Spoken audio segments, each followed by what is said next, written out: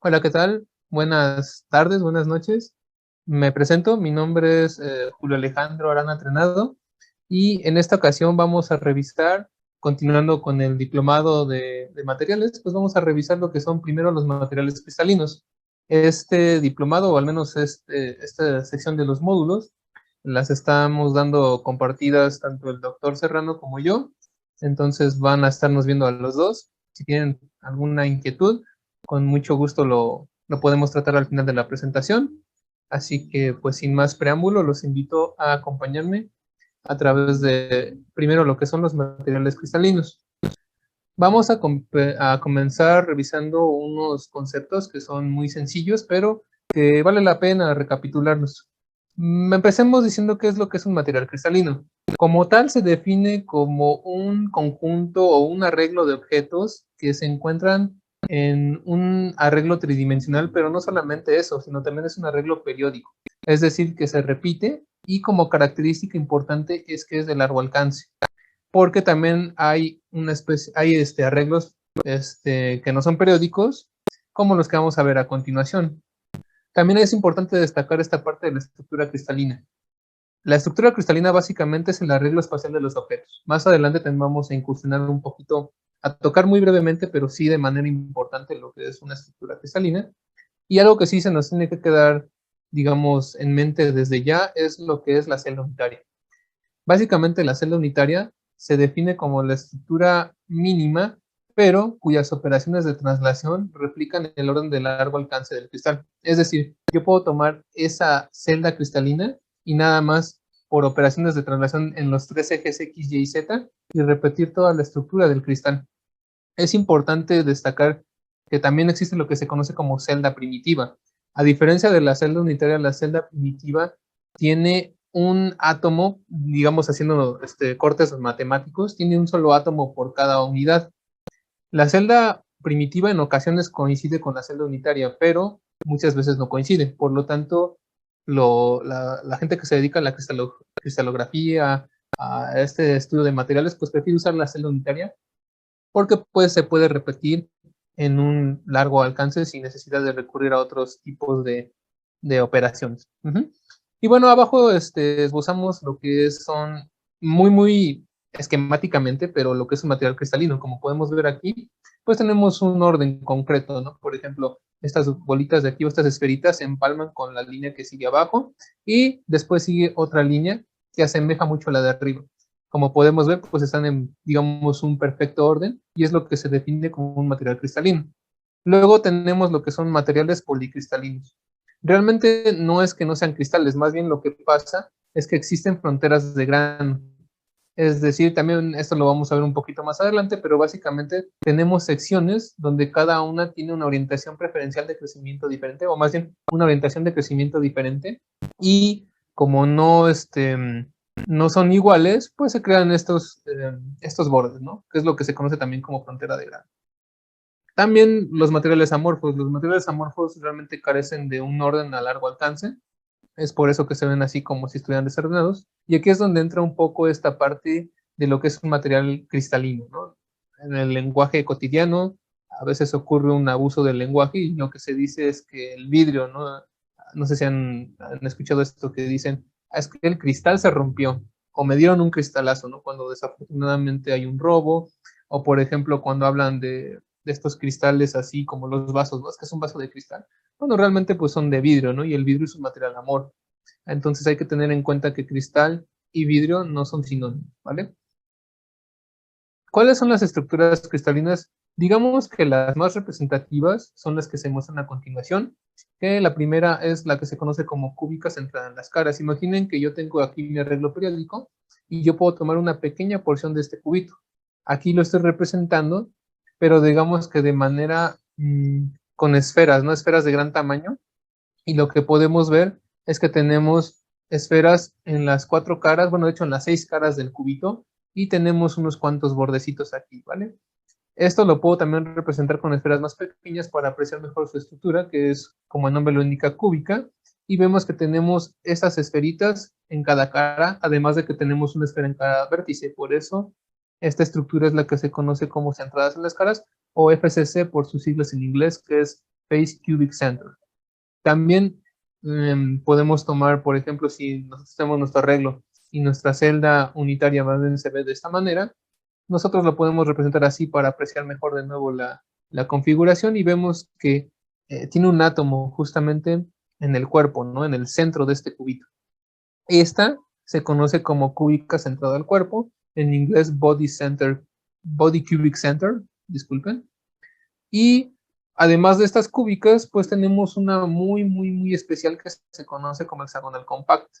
La hexagonal compacta, digamos que tenemos un arreglo de esta manera. Yo tomo aquí mi celda unitaria y se puede ver así de esta manera. Aquí, pues la interpretación es un poquito más complicada, pero realmente digamos que tenemos aquí lo que es un mini paralelepípedo dibujado, que es lo que puedo repetir en el espacio. Realmente las estructuras cristalinas, bueno, en general hay que hacer, bueno, se puede interpretar de muchas maneras, pero nosotros vamos a tocarlo aquí nada más muy superficial para irnos adentrando en lo que son los materiales cerámicos. Ahora, estas estructuras cristalinas, bueno, son, digamos que modelos que se hicieron para el enlace metálico. Recordemos que en el enlace metálico pues tenemos las esferas del metal y este modelo de mar de electrones, pero también se puede extender a otros tipos de compuestos, ¿no? Como por ejemplo, si en vez de átomos neutros tenemos iones, pues podemos hablar de un compuesto iónico. Si tenemos enlaces covalentes, bueno, será un enlace donde se comparten los electrones, tendremos estructuras con enlaces covalentes. E incluso hay veces que en vez de ser esferas, en vez de ser átomos o iones, son tal cual moléculas, ¿no? Son moléculas un tanto grandes que se repiten, y entonces ahí tendremos otro tipo de estructuras cristalinas, pero ya de moléculas. Ahora, principalmente, como les comentaba aquí, vamos a hablar un poco más de lo que son los enlaces iónicos, porque muchos cerámicos son justamente de carácter iónico. Aunque no es 100% iónico, prácticamente todos los casos, siempre hay un cierto carácter covalente que en ocasiones será más o menos importante.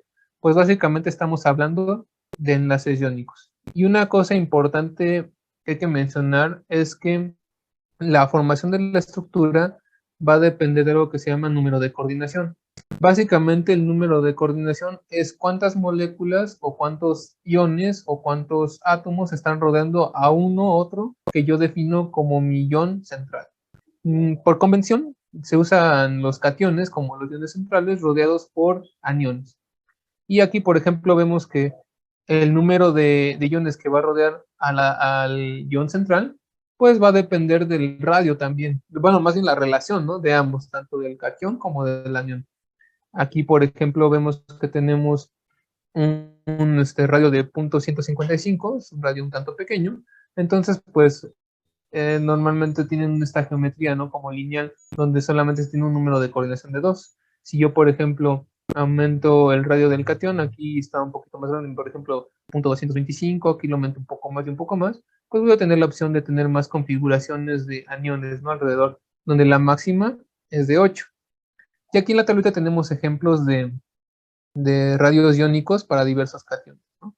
Por ejemplo, el aluminio .053 es un ion muy pequeño. Bueno, también se entiende, ¿no? Porque aunque tiene un cierto número atómico de entre comillas grande, pues está altamente ionizado. Diferentes, por ejemplo, con este de aquí, el de cesio, es el cesio más, sí está ionizado, obviamente, pero pues su radio iónico es muchísimo más grande, ¿no? Es de un orden de magnitud más grande que el del aluminio. Y también tenemos aquí algunos radios iónicos de los aniones, ¿no? Por ejemplo, eh, en este caso el más grande es el yodo. El yodo es un halógeno, de hecho es el último halógeno antes por ejemplo, el astato, ¿no? Que es radioactivo. Entonces es un ion muy voluminoso, y aparte si tiene una carga negativa, pues todavía más voluminoso. Entonces aquí podemos, digamos que más o menos esbozar cuál sería el número de coordinación si tuviéramos combinaciones entre cationes y aniones. Ahora, hablando de los tipos de estructuras cristalinas, esto es básicamente como un resumen de lo que ya vimos, ¿no? Por ejemplo, un elemento, bueno, más bien un compuesto representativo de cúbica centrada en la cara, pues es el cloruro de sodio, que es la sal común, donde tiene esta pues, estequiometría, ¿no? Esta composición fija de un ion positivo, un cation y un anión. donde aquí vemos que los números de coordinación, cada catión está rodeado de 6 aniones y a su vez cada anión de 6 cationes. Y los ejemplos, ¿no? Cloro de sodio, óxido de magnesio, óxido de hierro. Por otra parte, el cloro de cesio, esa es una cúbica simple. En el caso de las cúbicas simples, esas se denominan así porque solamente tienen atomitos o iones en sus vértices. La estequiometría pues es 1 a 1 también. En este caso, los números de coordinaciones, cada catión tiene 8 vecinos, cada anión tiene 8 vecinos, y el ejemplo pues, es el cloruro de cesio. Ahora aquí, por ejemplo, el blenda de zinc también tiene una relación 1 a 1. Esta también vuelve a ser cúbica centrada en las caras, pero aquí pues como los radios, tanto iónicos como aniónicos, son diferentes, solamente le da para tener cada anión 4 vecinos, cada catión 4 vecinos, y vuelve a ser, bueno, estos ejemplos, sulfuro de zinc, carburo de silicio. Tenemos aquí ya estructuras un poquito más complicadas como la fluorita o las perovskitas, donde la relación ya no es 1 a 1, ¿no? Aquí es 1 a 2, aquí es 1, 1, 3. Esta es una cúbica simple, esta es una cúbica centrada en las caras, y aquí podemos ver que ya varían, ¿no? Los vecinos disponibles tanto para cada catión como para cada anión, y esos son algunos ejemplos que tenemos disponibles, ¿no? Como por ejemplo el fluoruro de calcio, y bueno, estos compuestos. Aquí también tenemos lo que es la espinela. Este es un mineral que tiene una estructura 1, 2 a 4, donde tenemos también una estructura cristalina cúbica centrada en las caras, y aquí, por ejemplo, también los números de coordinación. En este caso aparecen las letras A y B, porque como vemos, no solamente tenemos un catión, tenemos 2 cationes, aquí tenemos de hecho 3 cationes, ¿no? En esta geometría. Entonces aquí nos están diciendo que el catión A está rodeado por 12 vecinos, mientras el catión B por 6 vecinos. Esto es más o menos un panorama de las estructuras cristalinas. Y ahora vamos a ver ejemplos pues un poco más esquemáticos, ¿no? Aquí tenemos el cloruro de sodio, ya habíamos visto más o menos que es una cúbica centrada en las caras, aunque aquí esta es una celda pues un poquito más grande, ¿no? Aquí está el cloruro de cesio, centrado en el cuerpo. Aquí está el sulfuro de zinc, que es básicamente también centrada en las caras, en este caso. Aquí tenemos el fluoruro de calcio y aquí tenemos el óxido titanato de bario, ¿sí? Que son realmente ejemplos que tomé de la tabla. Ahora, vamos a hablar de lo que son los sistemas cristalinos. No solamente hay que saber si es simple, centrada en el cuerpo, centrada en las caras, sino que también podemos tener distintos arreglos, ¿no? Estos están basados obviamente en las cenas unitarias y generalmente están representadas con paralelepípedos, aunque cambian un tanto sus dimensiones. ¿Cuáles van a ser las dimensiones, o en este caso se conocen como parámetros de red más importantes? Son los que corresponden a B y C, que básicamente son las 3 orientaciones espaciales, mientras tenemos alfa, beta y gamma, que son los ángulos que se forman entre estas orientaciones. Y eso nos va a dar lugar a los 7 sistemas cristalinos conocidos como cúbico, tetragonal, ortorrómbico, hexagonal, monoclínico, triclínico y trigonal. Básicamente, la diferencia entre ellos va a ser las longitudes de, de los lados, es decir, de los parámetros A, B y C, y también va a haber diferencias entre los ángulos que se forman, como podemos apreciar aquí. Pero además de eso, vamos a tener las diferencias de que si está centrada solamente en el cuerpo o si está centrada en las caras, o si es simple. Aquí le ponen P porque es primitiva. En este caso coincide con la celda primitiva estas estructuras, pero realmente podemos ver que, por ejemplo, esta es una cúbica simple. Ahora, hablando un poquito más de la estructura cristalina, pues también tenemos que tener en cuenta lo que es el empaquetamiento cercano de iones. Aunque una estructura, por ejemplo, como el cloro de sodio pueda parecer una cúbica simple, realmente se considera como una cúbica centrada en las caras, ¿no? Y esto es porque hay un empaquetamiento de las capas aniónicas muy cercana y que de hecho como que llenan espacios que hayan dejado los intersticios con iones. ¿A qué me refiero? Si nosotros vemos, por ejemplo, aquí la parte de abajo y consideramos que esos son los cationes, es decir, el sodio, pues vemos que los aniones realmente están aquí, ¿no? Como que tapando los espacios que dejan. Esa manera de acomodarse las compacta tanto que en vez de verse como una cúbica simple, que es a lo mejor lo que se esperaría, pues lo que se aprecia es que esta estructura empalma más con una cúbica centrada en las caras. Y aquí tenemos ejemplos, por ejemplo, valga la redundancia, ejemplos donde dependiendo también del tamaño de los iones y las posiciones, pues tendremos a lo mejor un arreglo tetraédrico, algo así, o podemos tener un arreglo octaédrico, ¿no? Que básicamente son dos tetraedros, pues digamos uno sobre otro, juntados a partir de las bases, pero esto ya dependerá pues sí de los tamaños de los iones y también de cuánta repulsión electrostática haya. Recordemos que son especies cargadas, aunque el cristal siempre en su totalidad va a ser neutro, es decir, va a ser sin carga, pues realmente sí existen las cargas, ¿no? Entonces esto es lo que se conoce también como electroneutralidad. Ahora hablando, por ejemplo, ya un poquito más, tratando de relacionar ya con la escala macro, pues tenemos que hablar de lo que son los monocristales. Básicamente un monocristal es un arreglo periódico perfecto de celdas unitarias con la misma orientación. ¿Qué quiere decir esto?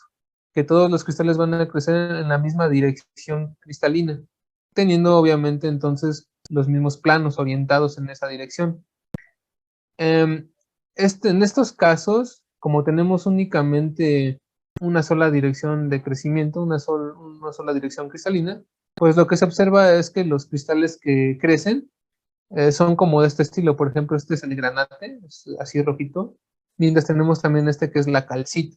Pero además, dado que son monocristales, esta forma en cómo crecen nos da una idea del sistema cristalino al que pertenecen. Si lo ven, son como muy parejitos, ¿no?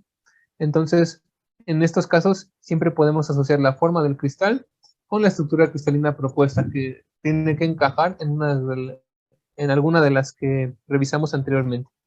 Y en este caso, estos materiales son muy útiles, por ejemplo, en microcircuitos, ¿no? Entonces, todo lo que tiene que ver con tecnología, pues involucra materiales que son monocristalinos. Es algo que se encuentra en la naturaleza, se pueden crecer artificialmente, pero no son exclusivos de la fabricación humana, sino que también se encuentran de manera natural. Y así como hay materiales monocristalinos, pues existen los materiales policristalinos. Como mencionamos anteriormente, aunque de manera muy breve, pues son materiales, digamos, compuestos por granos, como que son granos amontonados y hasta empalmados. Básicamente, aquí lo que ocurre son procesos de nucleación. Los procesos de nucleación requieren, como su nombre lo indica, un núcleo donde empiezan a formarse cristalitos. Estos se llaman cristalitos porque, a diferencia de los materiales monocristalinos que crecen en una sola dirección, estos van a crecer en orientaciones al azar, ¿sí? Entonces, cada uno de estos, digamos, por ejemplo, aquí en la figura A, cada uno de estos grupos de átomos que están en proceso de nucleación, pues van a tener su orientación. Sin embargo, pues no solamente van a tener esta nucleación, sino que además va después a venir este fenómeno que es el crecimiento del cristal. Cuando vayan a empezar a crecer, se van a tener entonces que cada uno de estos, digamos, de estos núcleos que ya están creciendo, pues va a tener su orientación, ¿no? Y como cada uno va a tener su orientación, va a llegar un punto donde se van a empalmar tanto que no van a coincidir. Y es entonces donde se forma esto que es la frontera de Grant, que a modo microscópico, bueno, de hecho, no se alcanza a ver ni con aparatos, ¿no? Esto es solamente se puede estimar con, por ejemplo, técnicas como difracción de rayos X. Pero básicamente la idea es que se tienen así los cristales amontonados con estos bordes o fronteras de granos, y esto da a un material que, digamos, lo que sí se puede apreciar a lo mejor por microscopía de transmisión, bueno, perdón, microscopía electrónica de barrido, pues son que tenemos así como muchas irregularidades, ¿sí? Entonces, una vez que conocemos las diferencias, bueno, las bases, aunque sean muy breves, de lo que es un material cristalino y las diferencias entre materiales mono y policristalinos, ya podemos empezar a hablar de lo que son los materiales cerámicos. Antes de empezar a hablar de los materiales cerámicos, vamos a dar una pequeña introducción de esto. Entonces, los materiales cerámicos, bueno, la palabra más bien cerámico proviene del griego keramikos, que básicamente significa objeto quemado. Esto es porque se obtienen pues a altas temperaturas.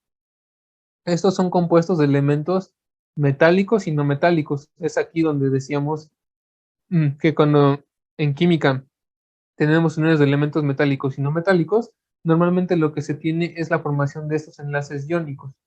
Pero, pues, como les mencionaba, no solamente son enlaces iónicos, algunos tienen cierto carácter covalente y algunos son, de hecho, altamente covalentes. Como características principales que son materiales duros y frágiles, pero son excelentes aislantes tanto térmicos como eléctricos. Además de que soportan temperaturas, o bueno, más bien ellos tienen como una temperatura de fusión muy alta, es por eso que soportan altas temperaturas, y químicamente son muy estables, es decir, es difícil que se descompongan. Aquí quiero resaltar la diferencia porque cuando uno piensa en algún cerámico, normalmente pensamos en ollitas de barro, en macetas, en vasitos, cosas de este estilo. Y claro, eso entra en esta categoría, ¿no? Por ejemplo, las arcillas o esta fabricación artesanal de cerámicas, pues sí, obviamente entra en esa categoría. Y no nos restringimos solo a esto, ¿no? También la porcelana, hay obras muy bonitas de porcelana o incluso los tabiques, los ladrillos, pues sí están hechos de cerámicos. Pero la definición de cerámica es ya un poco más amplia, ¿no? Ya se ha trabajado tanto que los cerámicos están presentes, por ejemplo, en los procesadores, en los microcircuitos, todo lo que tiene que ver con la computación y la tecnología, en la industria aeroespacial y básicamente en todo lo que tiene que ver con comunicaciones, redes y comunicaciones, pues ya involucra materiales cerámicos, ¿no? Entonces el concepto de que solamente son ornamentales o solamente son vasijas ya no aplica, ya hay mucho, mucho trabajo con respecto a materiales cerámicos. Ahora, en cuanto a las estructuras cristalinas, aquí solamente quiero poner algunos ejemplos. Estas estructuras, algunas ya las vimos anteriormente, y solamente quiero recalcar aquí el carácter iónico, ¿no? Está dado en un porcentaje. Podemos ver que, por ejemplo, cuando la diferencia de electronegatividad es mucha, como en el caso del calcio y del flúor, pues sí se tiene un carácter iónico muy importante, ¿no? 89%, 73%. El cloro de sodio, por ejemplo, ya, aunque este se considera un sólido iónico, digamos, ejemplar o representativo, pues vemos que su carácter iónico ya está bastante por debajo, ¿no? Ya estamos casi al 50-50. Y lo que les mencionaba, ¿no? Que estos materiales pues ya tienen un carácter covalente, digamos, predominante, ¿no? Por ejemplo, el carburo de silicio o el sulfuro de zinc ya prácticamente son compuestos covalentes. También podemos considerar el nitruro de silicio como ya un compuesto covalente. Lo que les comentaba también me adelanté un poco, disculpen. Aquí este es el fluoruro de calcio, que también lo vimos anteriormente. Aquí tenemos su estructura. También se conoce como fluorita, cabe destacar. Aquí básicamente lo que quiero comentar es que tenemos este principio de electroneutralidad o de que la especie va a ser eléctricamente neutra. De manera tal que yo debo tener el mismo número de cargas, ¿no? En este caso, la estequiometría no es 1 a 1, es 1 a 2. ¿Por qué? Porque el flúor es un anión que tiene una carga negativa de 1 menos, mientras que el calcio tiene carga positiva 2 más. Eso quiere decir que por cada átomo de calcio, yo en mi estructura debo tener 2 átomos de flúor para conservar la electroneutralidad. Y esto va a ocurrir con cualquier compuesto, ¿no? Cuando vimos, por ejemplo, que teníamos 2 cationes y 3 aniones, bueno, pues tendremos que asegurar una estructura tal, o naturaleza en este caso asegura una estructura tal, que siempre nos mantendremos en neutro. Vamos a mencionar varios ejemplos, pero principalmente vamos a hablar de los cerámicos de silicato porque no solamente son de los más usados, sino son de los más famosos y los más representativos. En este caso tenemos que los iones de silicato, que son básicamente un átomo de silicio y 4 átomos de oxígeno, normalmente o prácticamente siempre presentan estos arreglos tetraédricos, ¿no? Donde tenemos al oxígeno en cada uno de los vértices del tetraedro, mientras el silicio digamos que está en el centro. Este es el acomodo de este anión. Como el todo suman cargas negativas, lo podemos considerar simplemente como un anión. Y aquí tenemos algunos ejemplos. Por ejemplo, tenemos el óxido de silicio y la cristobalita. Básicamente el óxido de silicio que viene siendo prácticamente arena. Aquí tenemos un arreglo tetraédrico, cómo se van acomodando estos tetraedros para dar pie a esta estructura. mientras que por otro lado la cristobalita pues ya tiene una estructura un poquito más complicada. Pero si pudiéramos, digamos que representarlos, básicamente son tetraedros. Mientras que en el caso del vidrio de silicato y de sodio, pues sí tienen esta, digamos, como que tendencia a formar estos tetraedros, pero ¿por qué se llama vidrio? Porque realmente no hay un orden a largo alcance periódico, como lo que habíamos definido para el caso de cristales. Aquí, en este caso, me olvidó comentar que estos iones grandotes corresponden al sodio, mientras los más pequeños, el azul es el de silicio, este como cafecito, me parece a mí, son los de oxígeno. Y pues vemos que sí, que aunque se forman estos tetraedros, pues realmente no hay un orden a largo alcance. Es por eso que estos materiales se clasifican en la categoría de vidrios. Aquí muestro otras estructuras. Lo importante o lo destacable aquí es que quiero que se note que se conserva todavía esta estructura tetragonal que vimos para el anión de silicato. ¿Qué va a pasar aquí? Bueno, que en algunas ocasiones estos tetraedros se pueden agrupar, digamos, entre sí, como en este caso donde tenemos uno sobre otro, o tenemos uniones de tres, y más uniones, y más uniones. Claro, aquí esto es como una especie de ciclo, en este caso no un ciclo orgánico, porque ese tiene otra definición, pero sí un ciclo, y este ya es como una cadena, ¿no? También no es una cadena orgánica, pero sí asemeja un poco a esto. Y esa misma agrupación de tetraedros, pues les va a dar, bueno, más bien va a llevar a la formación de compuestos diferentes, ¿no? En el caso de la forsterita, que básicamente es un silicato que contiene magnesio, pues este va a tener este tipo de arreglo, ¿no? De los dos tetraedros unidos. Mientras la germanita, que también contiene magnesio, pues va a tener este arreglo de esta manera, como tres tetraedros juntos, empalmados. Aquí en esta, en esta parte, lo que quiero mencionar es que también se pueden considerar estos materiales como silicatos en capa, donde se comparten tres átomos de oxígeno por tetraedro. Si se fijan, este es más bien este de acá, ¿no? O sea, básicamente estamos aquí compartiendo, pero en esta ocasión, digamos que es como una especie de plano y entonces tenemos como ejemplo, bueno, este sería el ion representativo, todo este ion tiene una carga 2 menos, y el compuesto representativo puede ser, por ejemplo, la caolinita, ¿no? Donde tenemos aluminio, aquí tenemos de hecho la capa, ¿no? Correspondiente a lo que sería pues una especie de hidróxido de aluminio, no es exactamente hidróxido, pero podemos tener así esto en cuenta, ¿no? Porque tenemos el átomo de oxígeno, el átomo de hidrógeno y el átomo de aluminio, todo eso está embebido en esta parte, mientras en esta parte tenemos la capa que corresponde al anión silicato, ¿no? Este anión complejo, mientras que aquí tenemos, digamos, como una especie de combinación, ¿no? Donde ya se empalman tanto iones del oxígeno como iones de este hidróxido.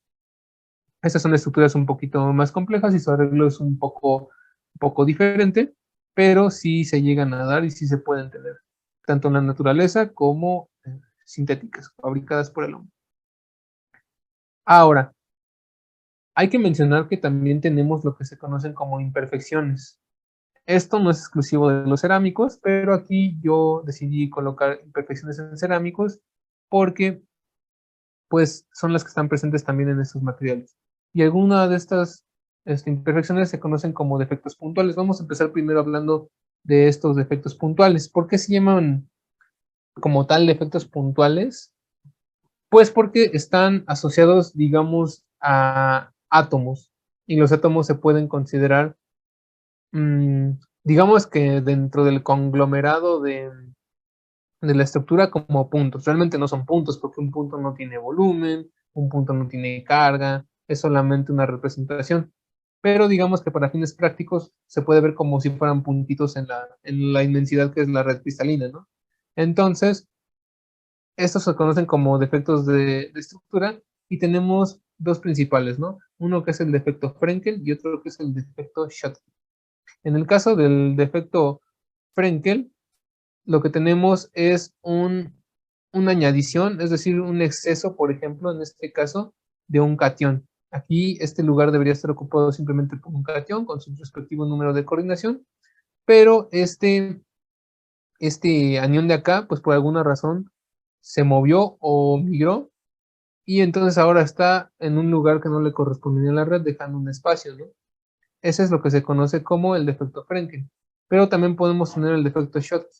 En este caso, en el defecto Schottky, lo que tenemos es que tal cual de la red, el catión fue de alguna manera expulsado, pero también viene con el paraniónico, es decir, se perdió tanto una carga positiva como una carga negativa. Y aquí retomamos esta idea de la electroneutralidad. Si nosotros nos damos cuenta, al perder tanto un catión como un anión, pues realmente no alteramos este balance de cargas. Y en este caso, el catión no salió, simplemente se movió. Tal vez aquí haya más efectos electrostáticos, pero a final de cuentas la carga total sigue siendo neutra. Además de esos defectos, también puede haber, también se consideran obviamente estos como defectos puntuales, porque nos seguimos refiriendo a átomos o a iones, en este caso iones, que tienen que ver con la estequiometría. Pero no es la estequiometría tradicional que conocemos, por ejemplo, de hierro-oxígeno, ¿no? Es decir, solamente átomo y átomo. Sino esta estequiometría está más bien referida a cuando existen, por ejemplo, átomos que tienen múltiples estados de oxidación y que se encuentran presentes, ¿no? Por ejemplo, en este caso, este óxido de hierro, pues debería ser solamente oxígeno con hierro 2 más. Oxígeno 2 menos, hierro 2 más. Pero puede pasar que no haya solamente hierro 2 más, sino que ya hay hierro 3 más, ¿no? Es decir, hierro todavía más oxidado. En este caso, pues pueden estar aquí presentes y para compensar esta carga, porque en teoría tendremos aquí más carga positiva, ¿no? Pues tiene que haber también vacancias, es decir, que haya átomos que hayan salido. En este caso aquí se representa con una vacancia de hierro 2 más, ¿no? Entonces podemos ver que si lo contemplamos a gran escala, este exceso de cargas positivas se tiene que compensar con vacancias de cargas positivas de átomos con menor estado de oxidación, que es lo que se ve en este caso. Pero eso se va a representar de esta manera. Como este hierro se le asigna el estado de oxidación 2 más, pues va a ser 1 menos X, donde X va a representar la cantidad de átomos de hierro 2 más que hayan, por alguna razón, salido de la red cristalina. Esto no solo ocurre para el óxido de hierro, hay muchos materiales para los que ocurre, pero recalco que es especialmente frecuente en materiales con múltiples estados de oxidación. Ahora, también tenemos lo que son, esos eran defectos puntuales, pero también tenemos lo que se conocen como impurezas. Por ejemplo, en este caso tenemos una impureza atómica intersticial. El nombre intersticial les debe sonar, ¿no? Del defecto que vimos anteriormente, pero en este caso la diferencia es que son átomos distintos. Por ejemplo, aquí yo tenía todos estos átomos azules, son cationes de una misma especie, pero aquí por alguna razón yo tengo un catión de una especie diferente. Como está ocupando este espacio que no le corresponde, pues se tiene un intersticio. Esto no solamente ocurre con cationes, ¿no? Aquí, por ejemplo, está la representación con otro catión, sino que también puede ocurrir, bueno, más bien, esto solamente es cuando hay intersticios. Estos de acá ya más bien se refieren a impurezas substitucionales. Y el nombre sustitución nos tiene que dar una pista. En este caso, no están como ahí metidos a la fuerza y compartiendo, entre comillas, el espacio. Aquí tal cual, se retiró ese átomo y se sustituyó por otro. En este caso, eso es un catión, pero también se pueden sustituir aniones. ¿De qué va a depender todo esto? Bueno, los intersticios dependerán de las cargas y del espacio que se tenga, mientras que el sustitucional también depende un tanto de las cargas, pero este sí, pues va a ser un poquito más limitado, ¿no? Por el tamaño. Miren, por ejemplo, en este caso, este catión aquí está representado así porque es de mayor tamaño que el catión que sustituye, ¿no? Entonces aquí va a haber esta cuestión de tamaños, de interacciones de carga, espacio, en fin. Pero, repito, de nuevo se va a tener que conservar la electroneutralidad en el cristal. Esos son los defectos y las imperfecciones o impurezas. Pero también tenemos otro tipo de imperfecciones en cerámicos que se conocen como defectos cristalinos. Estos digamos que ya no se consideran puntuales, es decir, ya no son los atomitos o los iones en la red. Aquí en este caso ya estamos hablando de planos, ¿no? Y dos de los más usuales son el de dislocación de borde y el de dislocación de tornillo, donde en el caso del borde lo que tenemos es tal cual un plano que se inserta en una región, bueno, en este caso más bien un semiplano, en una región que no le corresponde, y lo que genera es esta extensión, ¿no? Por ejemplo, de valores de de cierto vértice, ¿no? Por así decirlo. Si recordamos A, B y C, pues una extensión de estos parámetros que visto, digamos, a tamaño cristalino se ve de esta manera, ¿no? Como una deformación donde, pues, por ejemplo, si tomamos esto como un cubito, la parte superior va a ser diferente en cuanto a dimensiones de la parte inferior. Pero además de eso, también tenemos los de tornillo. En este caso, la dislocación, la situación es de que hay crecimiento de planos de manera, pues digamos, un poco irregular, un poco diferente, lo que lleva a que el cristal se vea como si se hubiera, digamos, de cierta manera roto, o separado o girado, ¿no?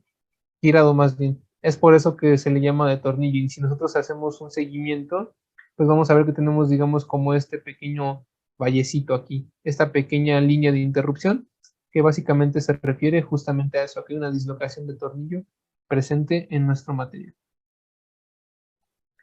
Ahora, ya que cubrimos la parte introductoria, ya que sabemos algo de, de cristalinidad, de estructuras cristalinas, de los grupos y demás, hay que hablar ya un poco más de lleno de lo que son las propiedades mecánicas de lo que nos interesa, de lo que estamos hablando, ¿no?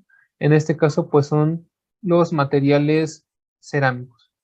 Ahora, los materiales cerámicos, yo creo que esto ya lo sospechaban, pero vale la pena volverlo a recalcar. Y es que estos materiales normalmente fallan antes de llegar a la deformación plástica. Recordemos que, por ejemplo, y eso lo vamos a mencionar tal vez un poco más adelante, recordemos que, por ejemplo, los metales, nosotros podemos dibujar un diagrama de esfuerzo-deformación, donde tienen una región que es la elástica, que corresponde a un camino de, ellos le llaman, la gente que estudia esta ingeniería de materiales le llama camino de ida y de vuelta. El material se puede, digamos, que elongar de cierta manera, pero si se quita ese esfuerzo, el material recupera su forma original, donde el regreso es igual a la ida, ¿no? Sin embargo, hay un cierto límite para los metales y es cuando empieza esta región de deformación plástica, donde el material pues puede que no se rompa todavía, pero sí ya va a tener una deformación evidente.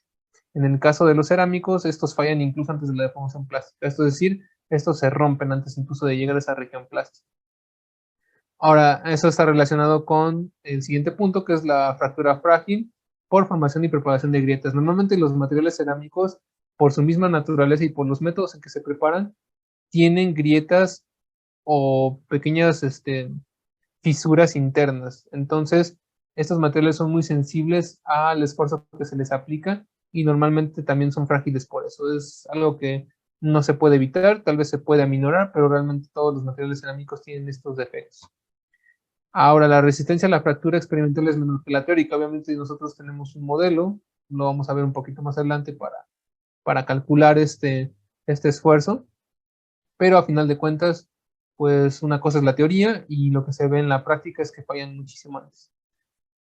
Y finalmente, el punto menciona microfisuras internas, que básicamente no solamente se pueden ver grietas, por ejemplo, a nivel macroscópico, sino incluso dentro del material pueden existir y nosotros no nos damos cuenta.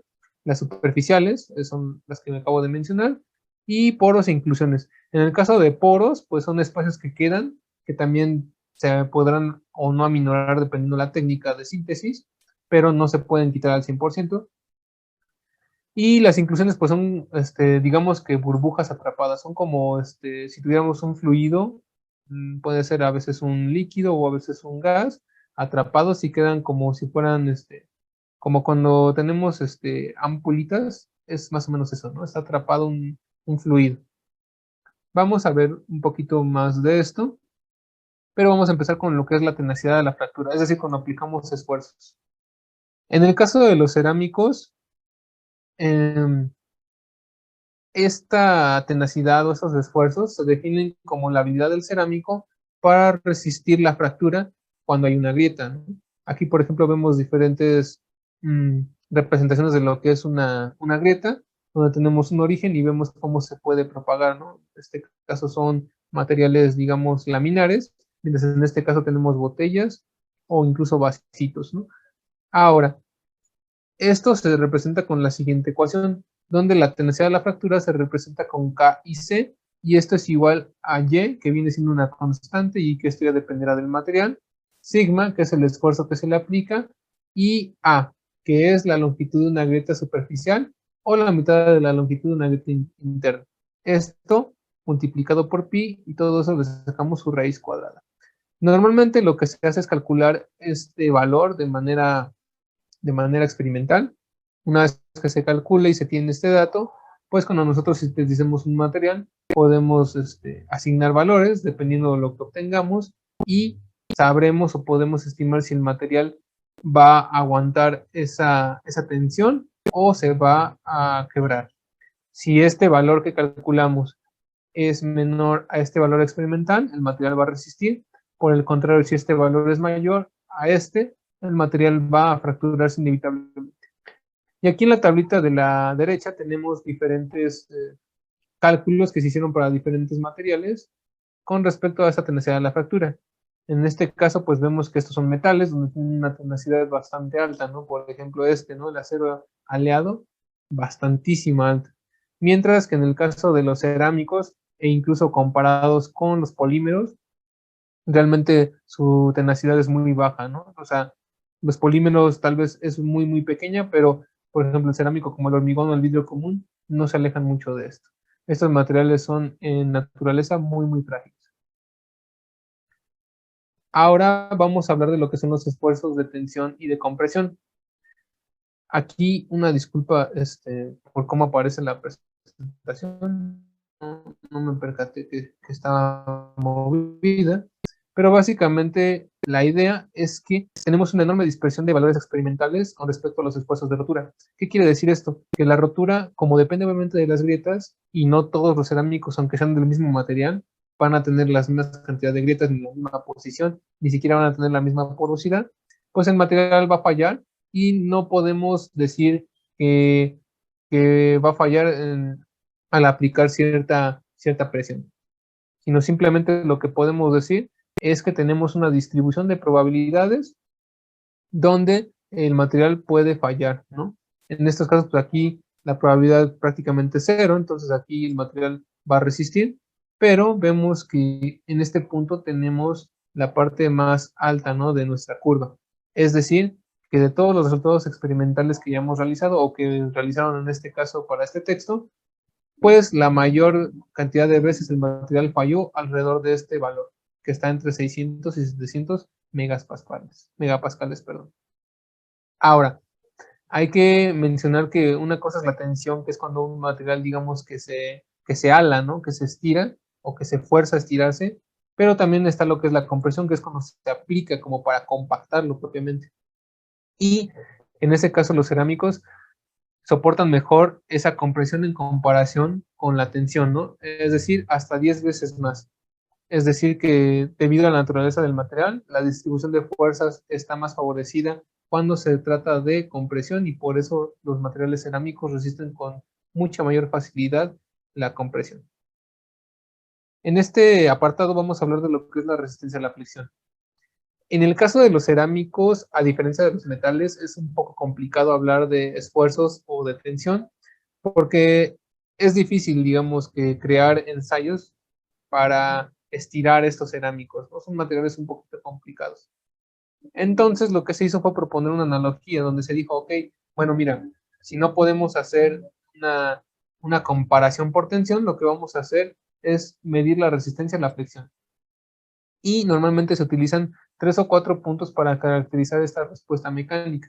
En este ejemplo, en esta imagen, tenemos 3 puntos, ¿no? Tenemos estos que son el soporte, esta F, que quiere decir que aquí se está aplicando la fuerza, este vendría siendo nuestro cerámico, y tendremos ecuaciones para calcular esta resistencia a la flexión.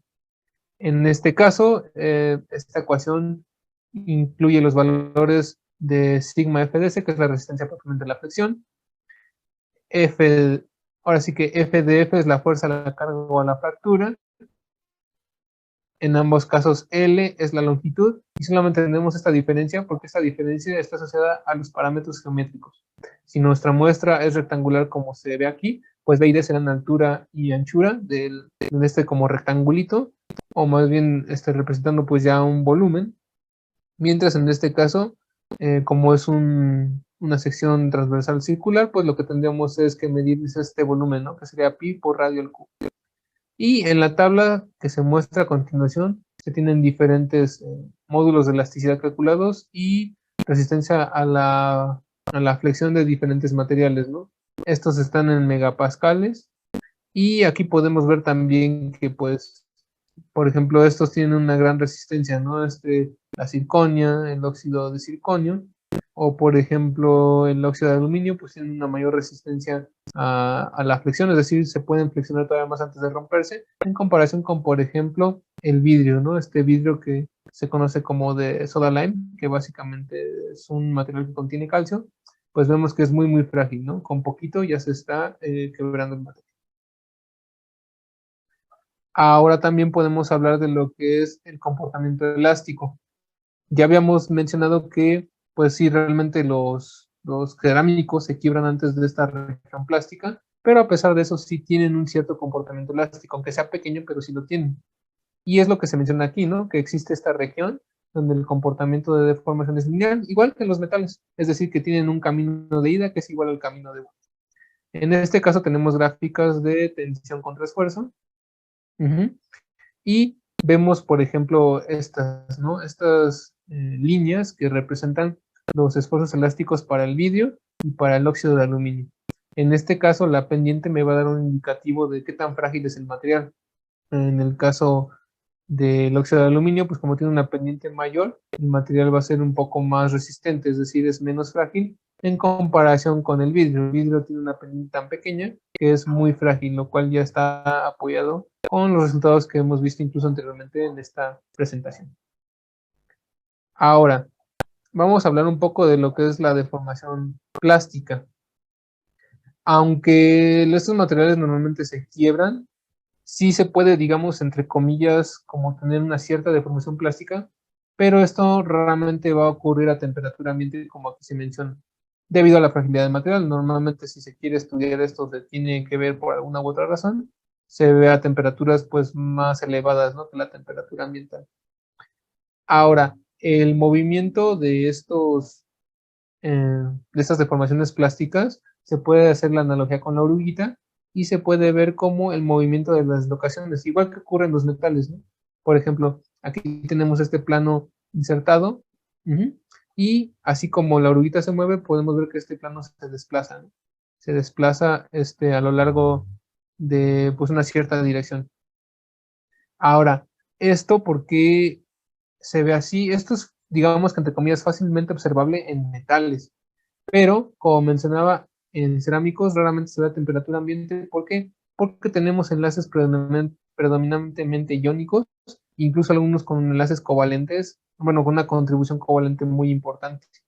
Esto implicaría que para hacer esto nosotros tendríamos que romper enlaces, transportar átomos y luego volver a formar enlaces. Por eso es que es muy complicado que se pueda ver a temperatura ambiente, pero a grandes temperaturas esta deformación plástica tiene, digamos que esta misma metodología cuando hablamos de cerámicos cristalinos. Esto también es importante mencionarlo. Esto es cuando hablamos solamente de cerámicos cristalinos, porque también vamos a tener deformación plástica para cerámicos no cristalinos o cerámicos amorfos, donde en este caso el mecanismo es similar a lo que ocurre por flujo viscoso, ¿no? O por viscosidad. Si nosotros tenemos un fluido, el fluido, como su nombre lo indica, fluye, pero digamos que fluye por deslizamiento de capas. Entonces nosotros podemos, digamos, tener un esquema parecido a este, donde aplicamos una cierta fuerza por unidad de área, aquí está representada, que básicamente viene siendo este esfuerzo, que también se conoce como esfuerzo cortante, y lo que vemos es que la capa superior se va a deslizar y las capas inferiores se van a ir deslizando también, pero cada vez menos, menos, menos, hasta que el deslizamiento de la capa final va a ser cero, si pudiéramos ver el fluido como capas. Esta diferencia de deslizamientos, como la fuerza se aplica, digamos, que en la primera capa, lo que tenemos es un gradiente, ¿no? Es este gradiente de aquí, donde vemos que pues el gradiente es más grande de este lado que de este lado, ¿no? Y eso lo podemos representar como un cambio de velocidad con la distancia en y, asumiendo que estamos considerando esto como y. Entonces, ese cambio, ese gradiente se puede representar con esta derivada, que es la que aparece justamente en esta ecuación. Y el cociente del esfuerzo cortante entre esta derivada, que como mencionamos es un gradiente, pero que también se puede ver como el cambio de la velocidad con la distancia en el eje y, es decir, cómo cambia la velocidad a lo largo de este eje, pues me va a dar un número, un factor que se presenta con eta y que se conoce como la viscosidad, es decir, la resistencia a que el fluido fluya. Ahora también hay que hablar un poco de lo que es la porosidad. Ya habíamos dicho que la porosidad, pues básicamente es la existencia de vacíos y que no se puede evitar, siempre va a estar presente por la manera en que sintetizamos el material, ¿no? Es inherente, ahí sí no hay manera de quitarla. Se puede controlar, sí, pero evitar al 100, no. Y la porosidad es bueno, se puede ver también como porosidad residual, que es cuando, aunque se intenta evitar, queda presente. Y esta afecta tanto al módulo elástico como a la resistencia a la flexión, ¿sí? Aquí podemos verlo, ¿no? Que tenemos un módulo elástico y tenemos una cierta fracción volumétrica de lo que es porosidad. Y vemos que conforme se incrementa esta fracción volumétrica de porosidad, pues el módulo de elasticidad decae significativamente, ¿no? Y entre menos elástico es el material, más frágil es. Por otro lado, perdón, tenemos lo que es el mismo, bueno, un volumen de fracción a la porosidad representado en el eje X, pero ahora vamos a verlo en función del esfuerzo de flexión, ¿no? De esta tensión a la flexión. Y vemos que ocurre lo mismo, ¿no? Conforme más porosidad tengo, hay una menor resistencia por parte del material a la fricción y se quiebra más fácilmente. Ahora ya en esta etapa vamos a hablar más bien de lo que son métodos de fabricación. Y vamos a empezar por los vidrios. Aquí vamos a mencionarlo muy platicado, muy simplificado, pero bueno, es importante que lo tengamos presente. Básicamente, para la fabricación de vidrios se requieren temperaturas superiores al punto de fusión. Obvio, ¿no? Si el vidrio no está la sustancia no está calentada lo suficiente, no tiene la suficiente energía térmica, pues se va a quebrar, ¿no? Ya sabemos que el vidrio es muy quebradizo. Además, esta temperatura no solamente nos ayuda a que sea más manejable, sino que nos ayuda a manejar lo que es esta cuestión de homogeneidad, ¿no? De que nos quede un material mucho más homogéneo y con porosidad más controlada. Ahora, uno de los métodos es el que se conoce como compresión. Básicamente es como lo que tenemos aquí en la imagen, donde tenemos un cilindro hidráulico. Aquí vamos a tener esta pieza que debe ser resistente a la temperatura porque se va a estar calentando. Y aquí está representada nuestra pieza de vidrio. Aquí esto básicamente es un molde y nos sirve básicamente o principalmente para obtener piezas relativamente delgadas, ¿no? Como son las placas o platos. El molde tiene que estar recubierto con grafito para que se favorezca este calentamiento, ¿no? El grafito es un excelente conductor térmico, entonces esto va a tener como consecuencia una distribución más homogénea de la temperatura y nuestro calentamiento va a ser mucho más eficiente. También se puede hacer esta fabricación por lo que se conoce como soplado, que es muy parecido al caso anterior, nada más que en este caso no se comprime. En este caso lo que tenemos es un molde donde agregamos una, una, pues digamos el vidrio, pero fundido, se cierra el molde y luego se sopla. Este soplado es mediante un inyector, que todo esto debe ser obviamente resistente a la alta temperatura a la que se encuentra el vidrio. Una vez que se sopla por completo, se deja enfriar la pieza. El enfriamiento también tiene que ser, digamos, a su ritmo, no se debe enfriar muy rápido porque pues, también se pueden afectar parámetros como la resistencia bueno, más bien, qué tan se pueden afectar, por ejemplo, este esfuerzo, la tensión, ¿no? Esta elasticidad y el material nos puede quedar más o menos resistente a estas condiciones. Y una vez que se retira el molde, pues tenemos este, justamente nuestra forma, ¿no? Ya obtenida, que normalmente se utiliza para botellas, para jarras, para bulbos. Este proceso es básicamente el que se usa artesanalmente. Hay gente que trabaja el vidrio y que lo que hace básicamente es lo mismo, ¿no? Soplar, pero ellos soplan con sus bocas. Aquí ya está pues bastante más industrializado para que sean producciones en masa. Otra también es la fabricación de vidrios por estirado, y aquí de una vez quiero comentar que el estirado es una técnica que vamos a ver más adelante en el diplomado, pero digamos que de manera resumida es muy útil para la fabricación de hojas, varillas, tubos y fibras. Ahí existe la fibra de vidrio con sección transversal constante, es decir, nosotros podemos ajustar el equipo para que nos dé una determinada sección transversal siempre que nosotros utilicemos este método. Consiste de un baño, aquí está representado con este burner o quemador, esa es la traducción literal, y este es el vidrio, ¿no? El vidrio fundido. Lo que se hace es pasarlo a través de estos rodillos, aquí que giran, y se enfrían, ¿no? Estos son enfriadores con agua. Una vez que se va enfriando y se va pasando, pues lo que nos va quedando es la hoja de vidrio con las dimensiones que nosotros, bueno, con las que podemos alcanzar más bien con esta técnica, ¿no? Y aquí lo que nos dice es que el baño de estaño a temperatura elevada modifica el grosor y la superficie. Si con este uso de la temperatura podemos tener estructuras más gruesas o menos gruesas, también más o menos homogéneas. Aquí dependerá de las condiciones que utilicemos. En el caso de la fabricación de arcillas, esta es la que se conoce como formación hidroplástica. En este caso, lo que hacemos es utilizar una mezcla de minerales con agua. Básicamente se tiene un contenedor y aquí se tiene esta estructura que se conoce como dado. Este proceso también se conoce como extrusión y es un proceso que también vamos a ver más adelante. Me parece que en el diplomado lo volvemos a retomar en una de las unidades consecuentes. Aquí se tiene el vidrio, bueno, más bien la arcilla en este caso. Aquí se representa billet, es el material precursor, y lo que se tiene es un bloque que es empujado con una cierta fuerza. Y lo que se hace es que se comprime, se comprime, se comprime y se obtiene el material por medio de esta extrusión, es decir, se hace pasar por un orificio pequeño. El orificio pues tendrá ciertas dimensiones dependiendo de lo que queramos construir u obtener más bien. La consistencia de la masa es hidroplástica por esta mezcla con agua. Es un poco lo que pasa con la arena cuando se moja. La arena seca, digamos que se resbala, que es como un polvito, pero una vez que está en contacto con agua se forma una especie de masita.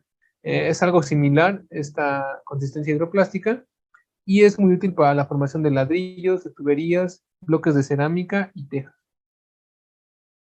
Aquí también con las arcillas podemos usar esta técnica que se conoce como arcilla colada, que básicamente es una suspensión de arcillas y otros materiales que no sean plásticos. Las suspensiones también las vamos a ver más adelante en este diplomado.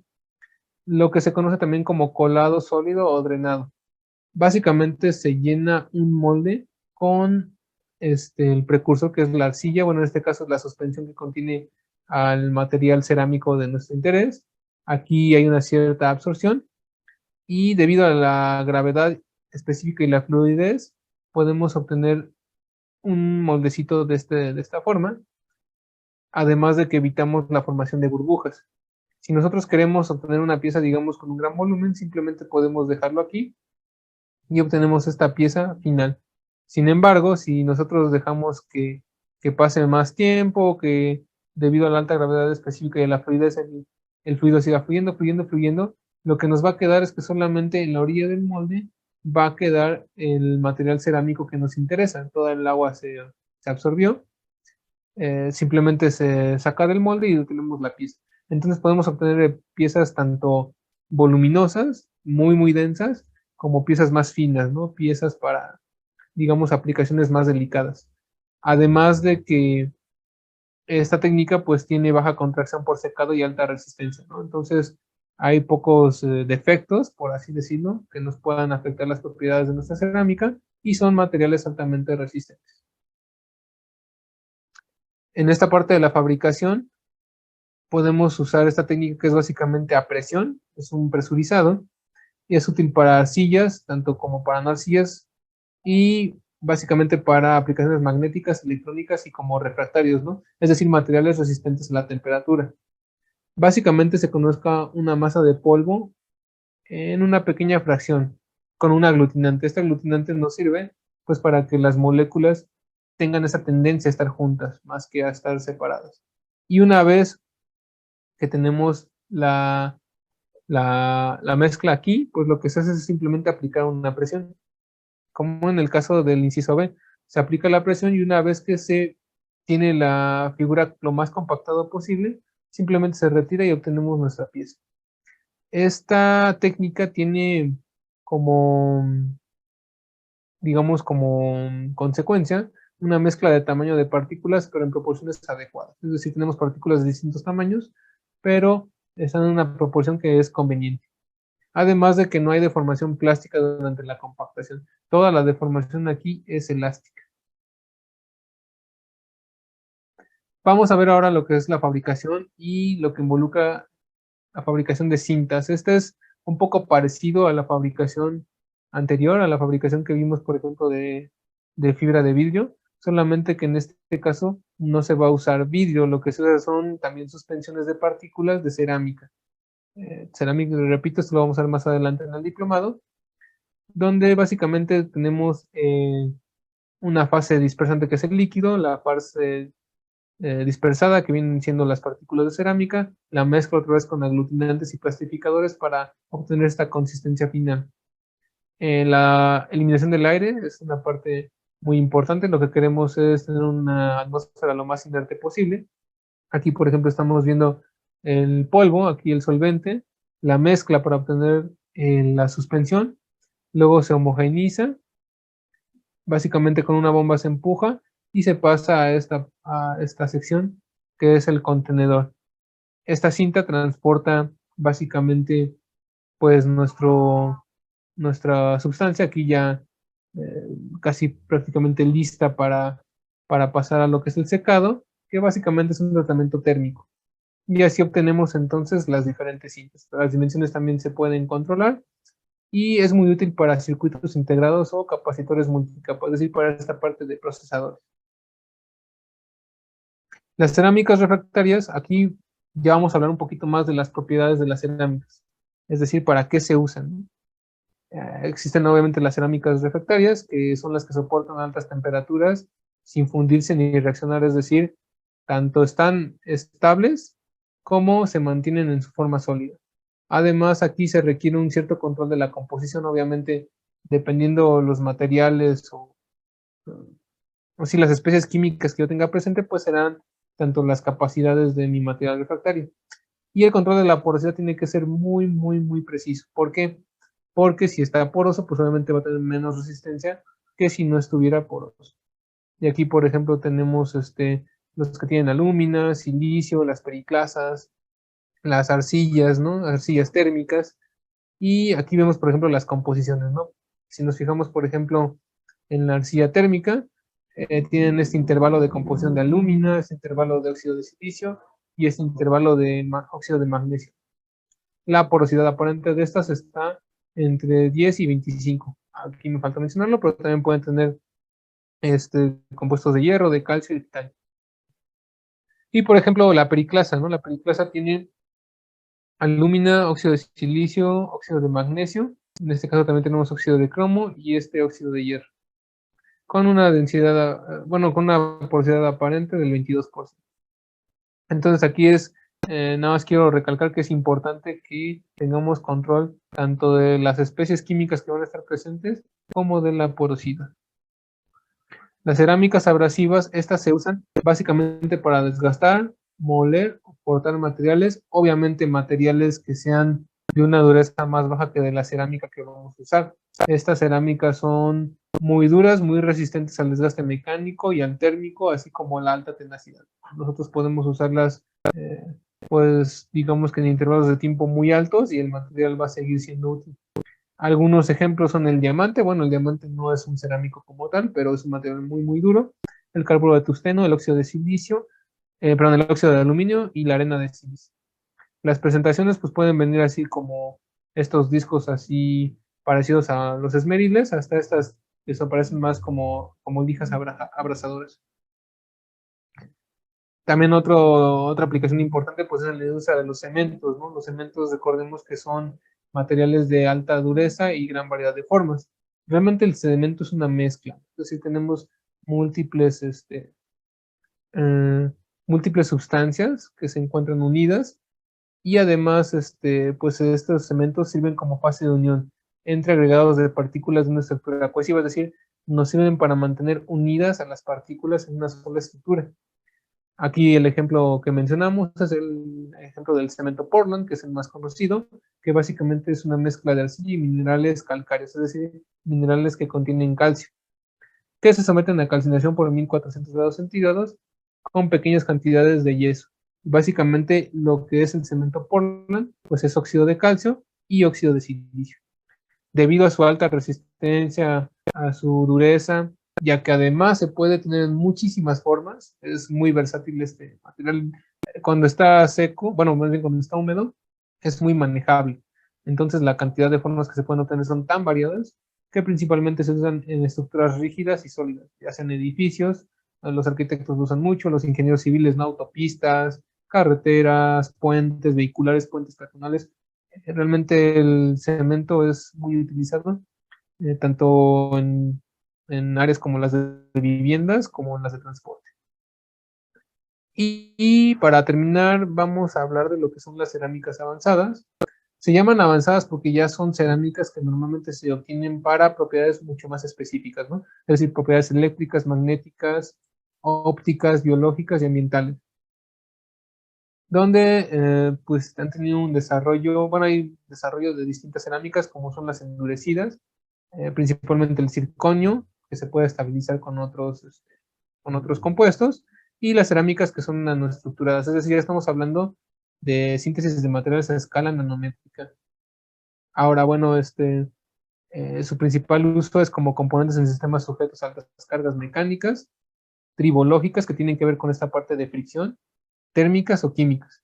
Y los ejemplos que mencionamos aquí, pues corresponden a la alúmina, al circonio, la mulita, la espinela, el nitruro de silicio y el carburo de silicio. Aquí nada más en este esquema, pues lo que queremos representar son distintas propiedades, ¿no? Como por ejemplo la resistencia al doblamiento, a los choques térmicos, su densidad, coeficiente de expansión, la conductividad térmica, la dureza, ¿no? A escala micrométrica. Y pues, por ejemplo, aquí tenemos alúmina, nitruro de silicio, carburo de silicón y circonio. Entonces podemos ver que algunos materiales pues resisten más o conducen más, por ejemplo, son más densos en comparación con otros. Espero que haya resultado de su agrado. En este momento terminamos con la parte de lo que son las estructuras cristalinas y los materiales cerámicos. Entonces, pues muchas gracias y si tienen alguna pregunta, alguna duda o alguna inquietud que quieran compartir, pues los invitamos a participar.